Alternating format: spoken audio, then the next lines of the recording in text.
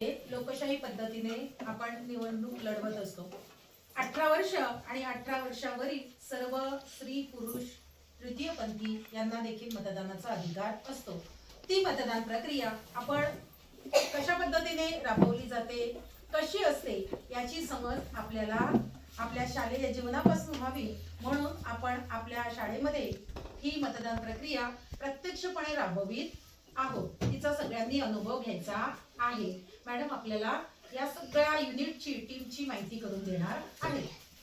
तर नमस्कार, आपल्या मॅडमनी तुम्हाला ही प्रक्रिया कशी काय होते हे सांगितलं सुरुवातीला। आता ती आपण प्रत्यक्षात कशी राबवावी हे मी सांगते। यामध्ये प्रथम मतदान अधिकारी 1 यांचं काम असतं मतदारांची ओळख पटवणे।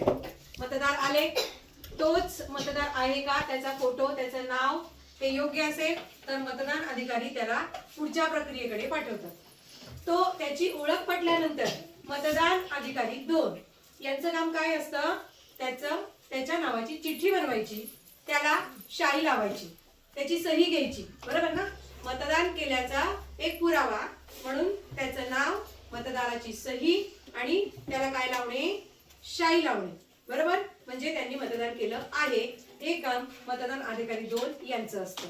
हे झाल्यानंतर पुढे मतदान अधिकारी 3 यांचं काम बॅलेट देणं असतं।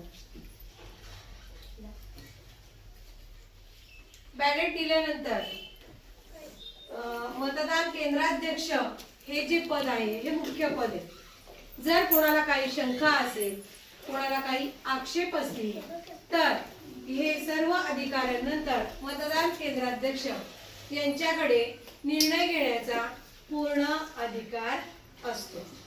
हे चारही अधिकारी आपल्या या पोलिंग बूथचे मुख्य अधिकारी असतात, शासनाचे अधिकृत कर्मचारी असतात। त्यांना हे कामकाज त्यांच्या पदानुसार सुचवलेलं असतं। आता आपण प्रत्यक्षात मतदान कसं होतं हे पाहूया।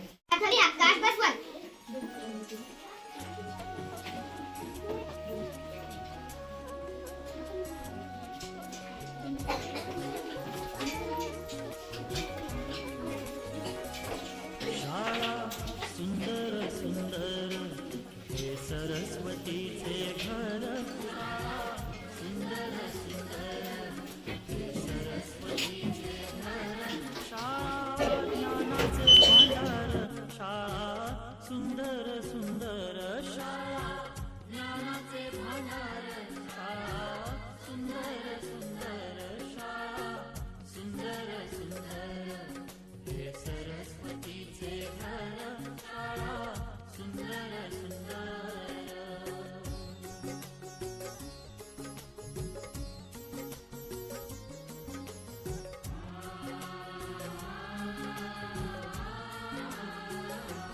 शाळा